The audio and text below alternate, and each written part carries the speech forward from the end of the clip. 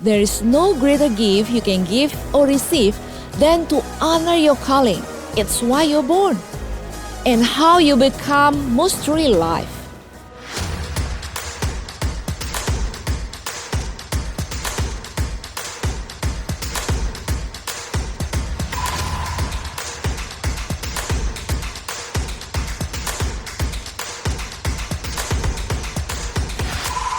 Welcome to Radiance! Gak kerasa banget ya, Januari udah mau selesai aja. Gimana awal bulan kalian di 2022 ini? Ingat ya guys, kita harus selalu semangat untuk arise.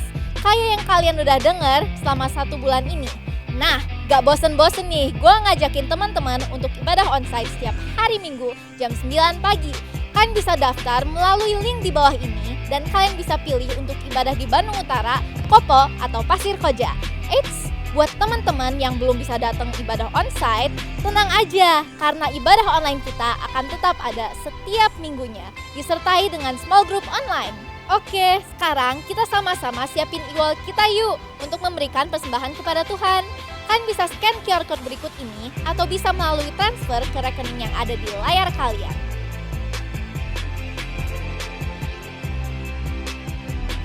Yuk siapin hati dan pikiran kita buat beribadah kepada Tuhan guys. Enjoy the service. Semua semangat memuji Tuhan hari ini. Sama-sama kita berikan nyanyian yang terbaik untuk Tuhan Yesus. Here we go. Tiada tandanya, tiada bandingannya, kebaikan-Mu Bapa di hidupku. Pengubah segalanya, kasih yang ku terima.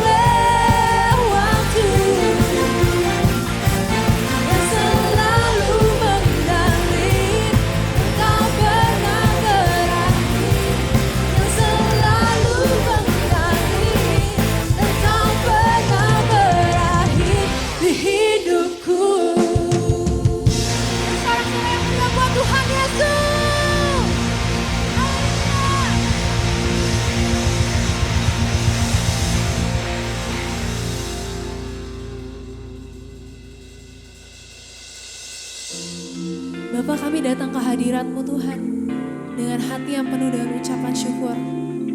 Karena kami tahu Tuhan, Kami memiliki Allah yang selalu ada beserta dengan kami dalam musim kehidupan yang kami Bapa. Dan inilah ungkapan hatinya kami untuk-Mu Tuhan.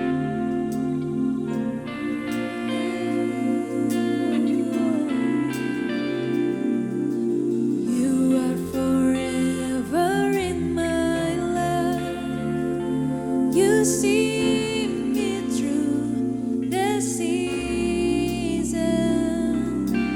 cover me with your hands and lead me in your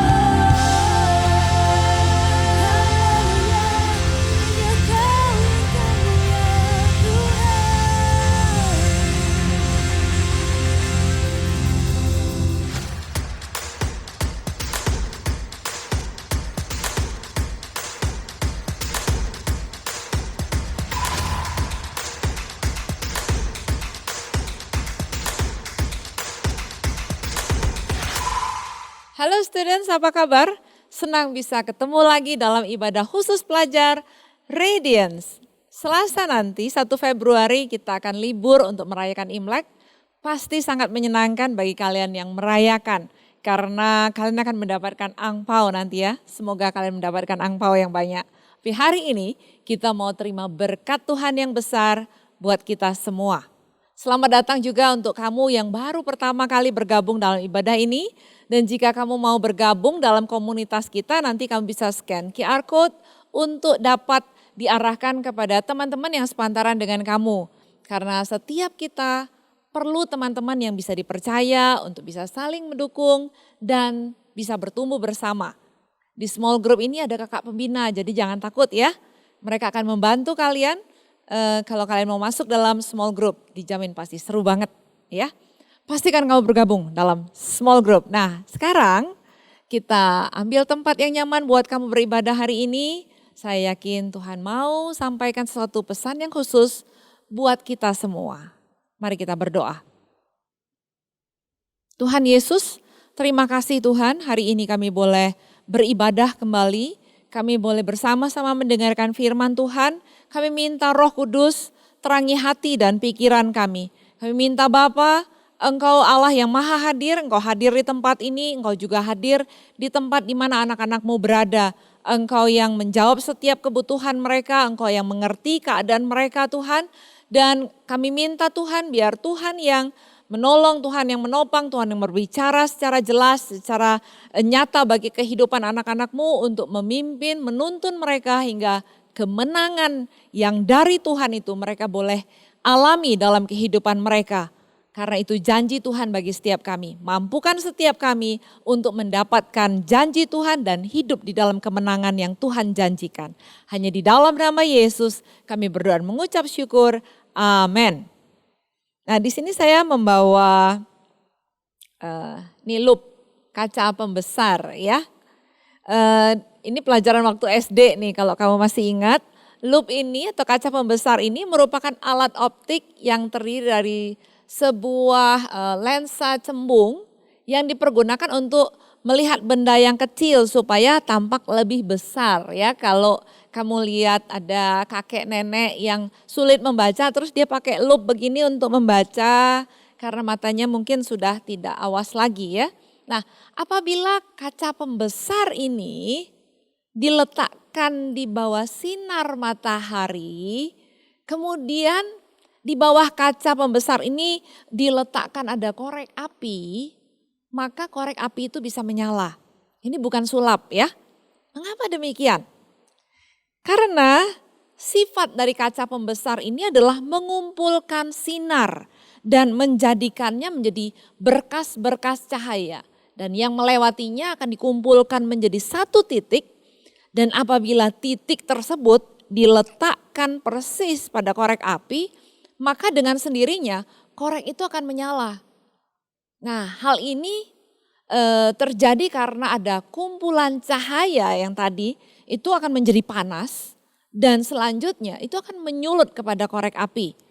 Dan memang korek api mudah terbakar atau mungkin yang lain lagi adalah daun kering atau juga kertas ya yang mudah terbakar. Itu kalau ditaruh seperti itu maka dia akan gampang sekali terbakar. Nah pertanyaannya kenapa lup ini bisa membakar? Apakah karena ada unsur api di dalamnya? Tentu tidak. Tetapi karena fokus. Sekali lagi saya katakan karena fokus. Energi panas yang terfokus ini menjadi akan sangat panas sehingga mampu membakar kertas, daun kering atau korek api. Nah sepanjang bulan Januari ini kita belajar tentang seorang tokoh yang keren banget dalam perjanjian lama namanya Nehemia ya. Seorang yang sangat mengasihi Tuhan. Meskipun dia ada di tempat yang nyaman, bekerja di dalam istana waktu itu. Tetapi karena hatinya mengasihi Tuhan, waktu dia mendengar tentang kota kelahirannya. Itu ditulis dalam Nehemia 1 ayat yang keempat. Di situ dituliskan begini.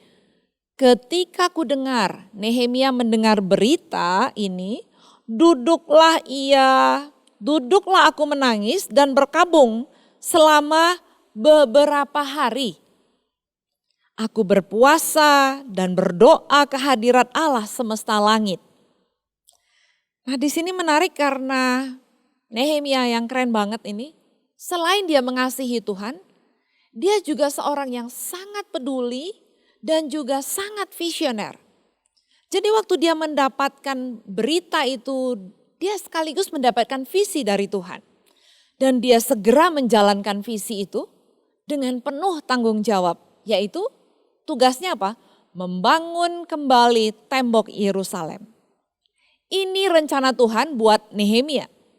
Dan ingat, bukan hanya Nehemia loh yang dapat rencana Tuhan, tetapi Tuhan juga punya rencana untuk kehidupanmu dan juga untuk kehidupan saya. Hidup kita ini gak hanya sekedar hidup, gak hanya sekedar lewat di bumi. Tapi ada sesuatu yang Tuhan sudah siapkan bagi masing-masing kita. Dan Nabi Nehemia sangat menyadari dan menjalani kehidupannya di dalam rencana Tuhan yang mulia. Saya ingat Oprah Winfrey pernah menuliskan begini. There is no greater gift you can give or receive than to honor your calling. It's why you're born and how you become mystery life. Tidak ada hadiah yang lebih besar yang kamu bisa kasih atau kamu terima dalam hidup ini selain kamu menghormati panggilanmu. Kamu dilahirkan untuk itu. Dan waktu kamu menghidupinya, kamu akan merasa ini nih benar-benar hidup nih. Ini nih hidup yang berarti. Dari Nehemia kita belajar bagaimana dia bergantung sepenuhnya kepada Tuhan untuk menjalani kehidupannya.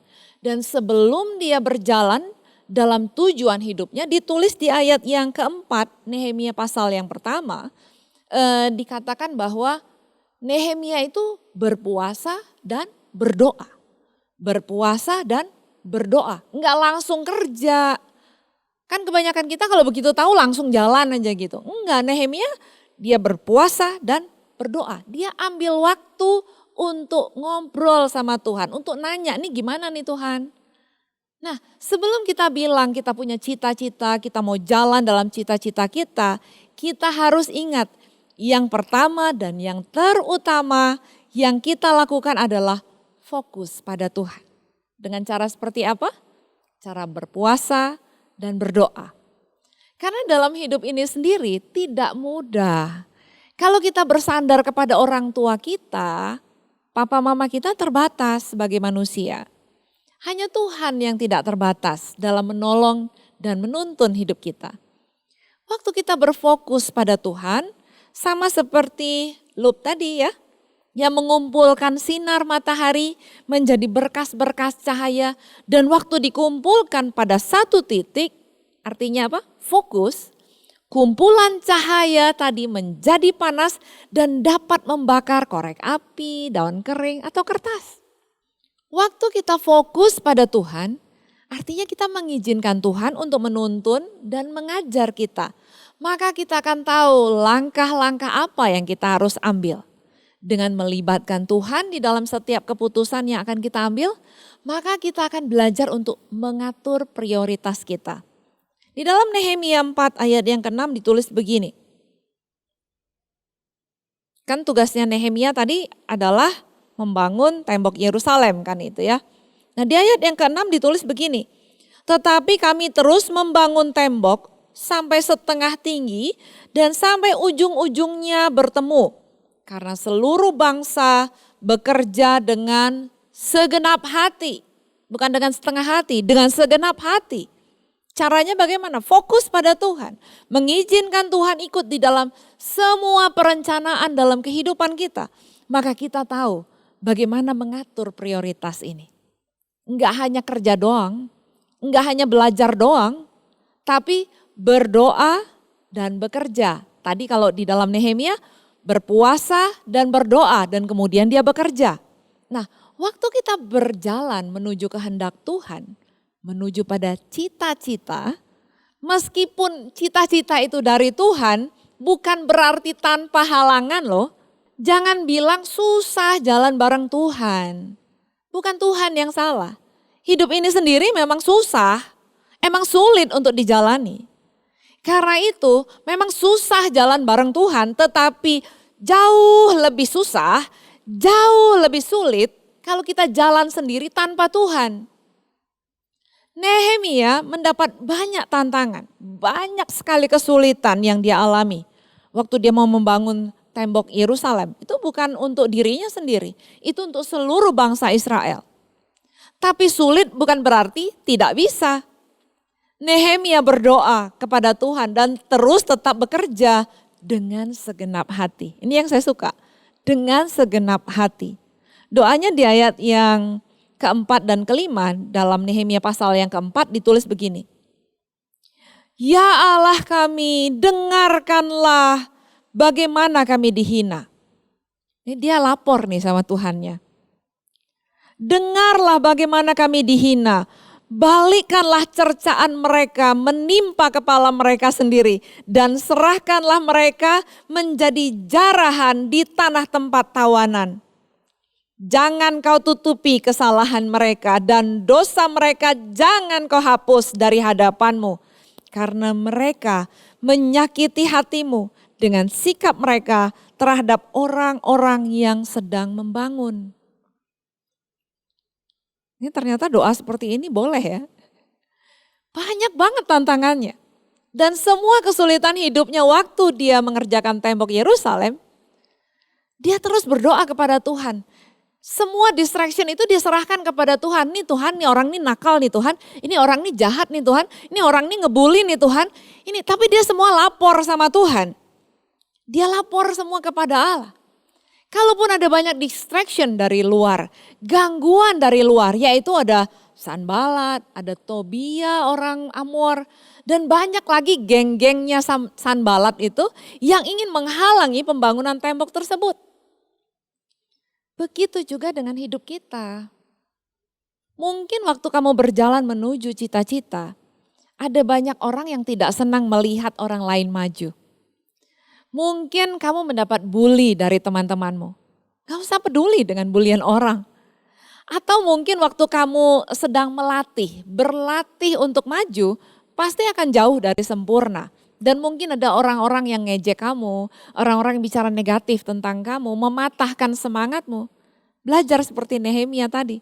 Dia berdoa, dia lapor sama Tuhan. Tuhan tuh, saya lagi latihan nih Tuhan, tapi dia nakal Tuhan, dia ngejek saya Tuhan. Lapor aja sama Tuhan. Jangan diambil hati, jangan disimpan semua dalam hati. Dia lanjut lagi di ayat yang ke-9 dari Nehemia pasal yang keempat. Ini doanya Nehemia ini powerful sekali. Dikatakan begini, dituliskan. Tetapi kami berdoa kepada Allah kami. Nah dia gak sendiri lagi. Kalau tadi di ayat yang sebelumnya dia sendirian. Nah tapi ini dia bawa teman-temannya untuk doa bareng. Tetapi kami berdoa kepada Allah kami dan mengadakan penjagaan terhadap mereka siang dan malam karena sikap mereka. Karena orang-orang yang ngebully tadi. Jadi kalau ada orang yang ngebully kamu, sekali lagi saya katakan, jangan simpan dalam hati, kamu jadi sakit hati, kemudian kamu kepahitan. No. Kamu jadi gak segenap hati nanti. Tapi bawa semua itu dalam doa. Lapor kepada Allah Bapa.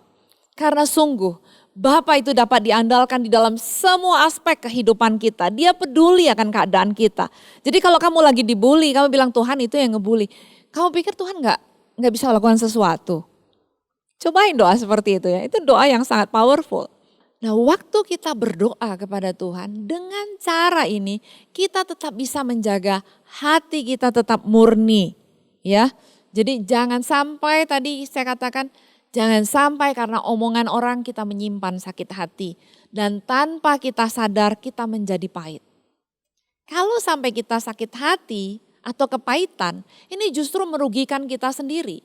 Ini akan memperlambat jalan kita menuju pada cita-cita.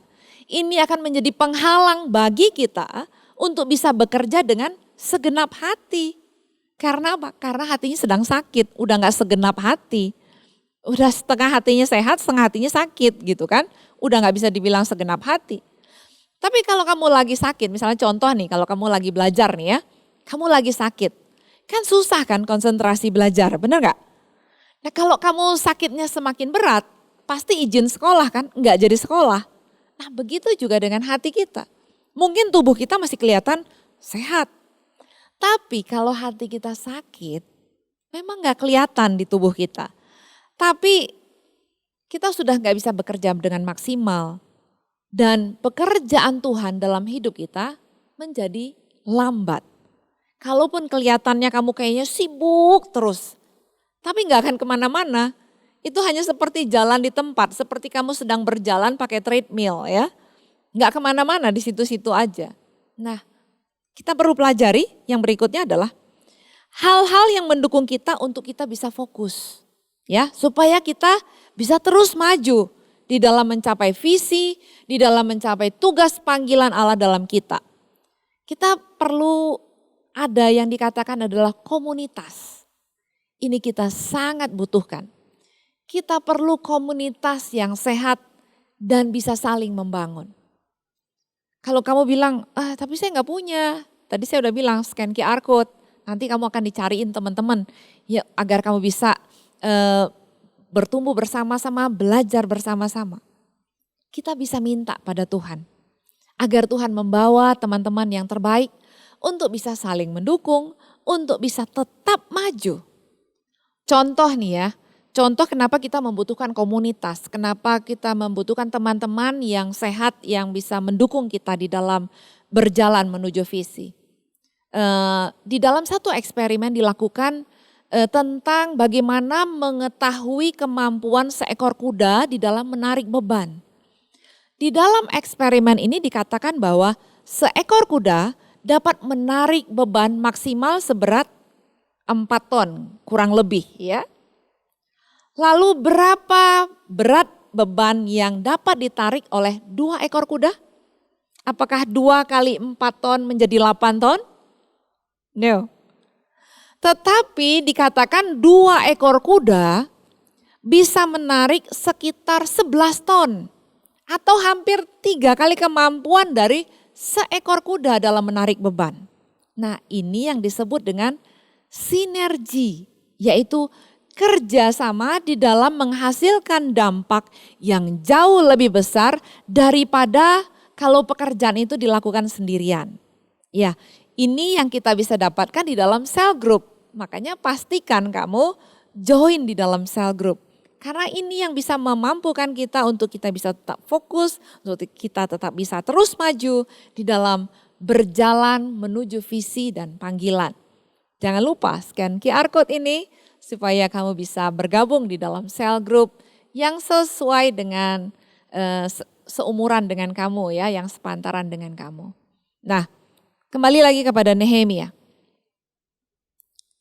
Nehemia juga melakukan langkah-langkah sinergi seperti itu untuk mengatasi halangan, kesulitan yang dihadapi oleh penduduk Yerusalem sehubungan dengan ancaman dan intimidasi yang dilakukan oleh Sanbalat dan gengnya. Di dalam Nehemia pasal yang keempat ayat yang ke-13 dituliskan, maka aku, Nehemia ya, tempatkan rakyat menurut kaum keluarganya dengan pedang, tombak, panah di bagian-bagian yang paling rendah dari tempat itu. Di belakang tembok, di tempat yang terbuka. Nah di sini dituliskan bahwa dia menyuruh agar sebagian penduduk Yerusalem berjaga-jaga dengan berbekalkan perlengkapan senjata, sementara penduduk sebagian lain bekerja membangun tembok. Ada yang berjaga-jaga, ada yang membangun tembok. Nah ini sekelompok orang yang saling menolong, saling melindungi, dan terus maju membangun. Ini juga yang terjadi di dalam cell group. Kita bisa lihat dalam Nehemia pasal yang keempat ayat 16 sampai 18 dituliskan sebagai berikut. Sejak hari itu sebagian daripada anak buahku melakukan pekerjaan dan sebagian yang lain memegang tombak, perisai dan panah dan mengenakan baju zirah, sedang para pemimpin berdiri di belakang segenap kaum Yehuda yang membangun tembok. Orang-orang yang memikul dan mengangkut melakukan pekerjaannya dengan satu tangan dan dengan tangan yang lain mereka memegang senjata. Setiap orang yang membangun bekerja dengan berikatkan pedang pada pinggangnya. Dan di sampingku berdiri peniup sangkakala. Sangat rapi sekali cara kerja mereka. Di ayat-ayat ini kita melihat pembagian tugas yang jelas yang dilakukan di antara penduduk Yerusalem. Dan mereka semua bersehati, bekerja sama, dan mereka melakukan bagian mereka. Sebagian dari mereka bertugas untuk membangun tembok, tapi sebagian lagi berjaga-jaga dengan pakai senjata seperti itu. Sedangkan para pemimpin di lapangan berada bersama-sama dengan rakyat. Mereka berdiri di belakang para pekerja untuk memberi semangat dan mengatur jalannya pembangunan yang sedang berlangsung. Kalau kita punya komunitas yang sehat, seperti di dalam cell group, akan ada teman-teman yang saling menolong. Waktu kamu lagi males, kamu akan diingatkan. Waktu kamu lagi error, ada teman yang akan panggil kamu, kamu lagi error nih. Ayo dong, balik lagi. Ayo dong, jalan lagi. Kamu jangan males-malesan, ayo jangan buang waktu, ayo kita jalan lagi. Begitu caranya kita kalau menjalani tahun 2022 ini. Nah, pastikan kamu tidak sendirian. Kita butuh ada teman-teman komunitas untuk saling meneguhkan dan saling mendukung satu sama lain. Jadi waktu salah seorang misalnya sedang lemah ya, yang lain tuh kasih semangat supaya orang yang sedang lemah itu bisa bangkit sama-sama, bisa terus maju, enggak diam, jatuh, terpuruk dan bye ya. Tapi waktu salah seorang sedang putus asa misalnya, maka yang lain menghibur, menguatkan orang tersebut.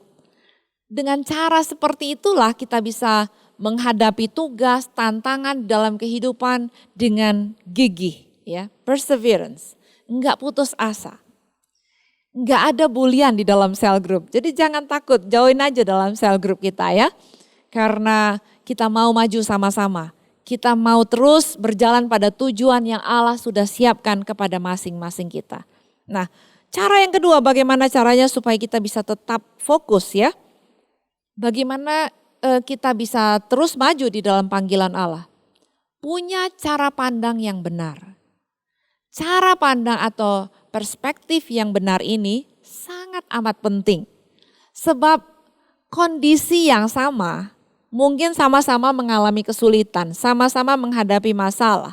Tapi cara pandang, sudut pandang yang berbeda akan mendatangkan dampak yang berbeda di dalam diri orang yang melihat. Itu yang terjadi pada Nehemia.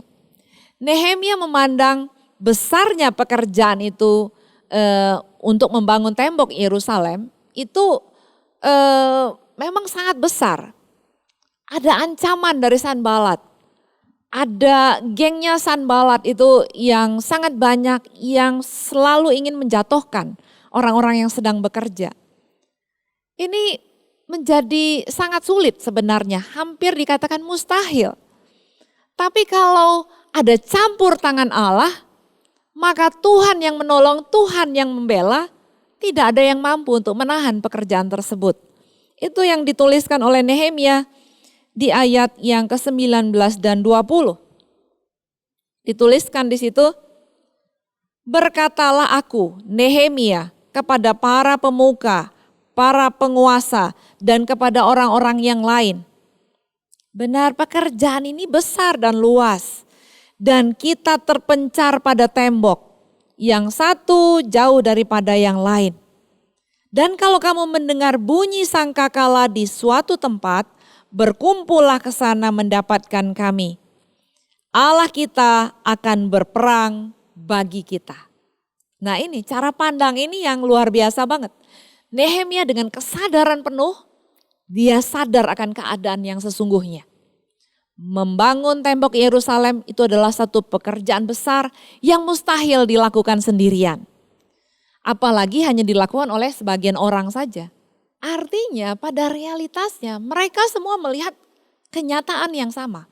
Yaitu kondisi yang tidak mudah, ada banyak tantangan, pekerjaan ini sangat besar, sama cara pandangnya. sama cara melihatnya, melihat kondisi yang sama. Dan di ayat yang ke-10 penduduk Yerusalem berkata bahwa nggak sanggup kami membangun tembok ini kembali. Tapi Nehemia punya cara pandang yang berbeda. Menanggapi realita yang sulit. Di ayat yang ke-20 tadi ditulis begini. Dan kalau kamu mendengar bunyi sangkakala di suatu tempat, berkumpullah, artinya menyatulah. Berkumpullah ke sana mendapatkan kami, ayo sama-sama menyatu. Karena dia yakin apa? Allah kita berperang bagi kita. Jadi nggak sendirian. Artinya apabila penduduk Yerusalem melihat kondisi yang mereka hadapi sebagai kesulitan yang tidak mampu untuk diselesaikan. Tapi cara pandang Nehemia itu berbeda. Dia bilang ini ada satu kesempatan. Bukankah di setiap kesulitan pasti ada kesempatan? Dan kesempatan untuk bekerja sama, kesempatan untuk melihat bagaimana Allah bertindak menolong umatnya. Ini sesuatu yang luar biasa yang dimiliki di dalam hati Nehemia. Dan ini juga yang perlu kita miliki di dalam hati kita. Jangan seperti penduduk Yerusalem yang hanya melihat persoalan yang di depan mata. Hanya apa yang kelihatan saja dan itu membuat mereka ciut. Tapi mari kita belajar dari tokoh keren ini.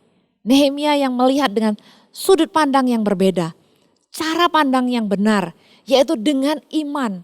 Karena itu dengan gigih ia terus berjuang untuk menyelesaikan pembangunan tembok Yerusalem sampai tuntas. Nah bagi setiap kita, mari kita hadapi tahun ini masih Januari ya. Tapi Januari sudah hampir berakhir. Tapi masih belum terlambat.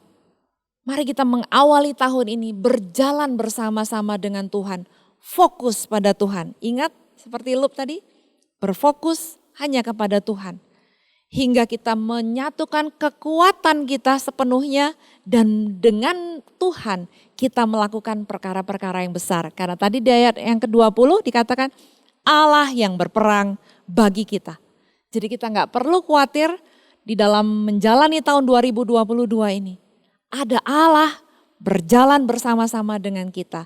Selama kita berfokus kepada Tuhan, selama kita bersandar penuh kepada Allah, kita nggak perlu khawatir. Kalaupun ada distraction, ada tantangannya, ada halangannya, ya pastikan kita segera menyelesaikan segala sesuatu, baik itu distraction yang dari luar atau mungkin dari dalam diri kita sendiri. Dan kita minta, Tuhan tolong kita, Tuhan pimpin aku.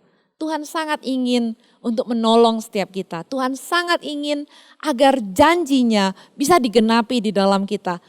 Tuhan sangat ingin agar tahun 2022 ini kita akhiri dengan kemenangan yang sangat gemilang. Karena itu kerinduan Allah bagi setiap kita.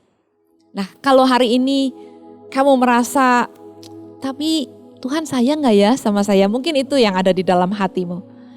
Tapi pastikan hari ini bahwa kamu mau terima Yesus di dalam hatimu dan kamu menjadikan dia menjadi raja dalam kehidupanmu.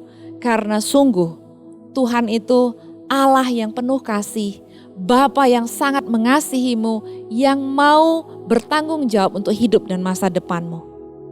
Dan yang berikutnya, tadi kalau dikatakan bekerja dengan segenap hati. Pastikan setiap sakit hati, setiap kepahitan itu dibuang dari dalam hati kita. Dengan cara bagaimana? Ampuni saja. Kalau ada orang yang ngebully kamu, ngeledek kamu, merendahkan, menghina kamu. Ampuni mereka, bawa semua kepada Tuhan. Sama seperti apa yang dilakukan Nehemia. Hari ini saya akan tutup ibadah kita hari ini.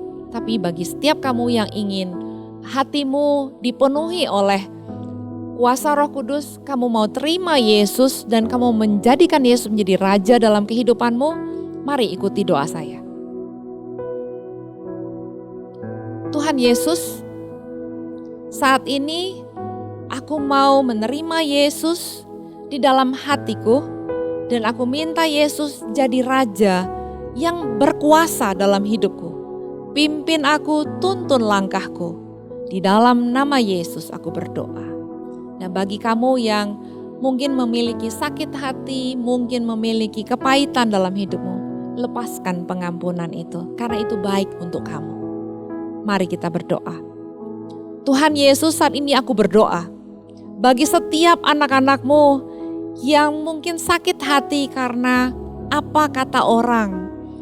Dan mereka menyimpan kepahitan di dalam hati mereka. Saat ini aku berdoa Tuhan, biar kuasa kasih Allah tercurah di dalam hati setiap anak-anak-Mu. Kuasa kasih-Mu yang memulihkan setiap hati. Kuasa kasih-Mu yang memulihkan setiap memori yang pahit itu Tuhan.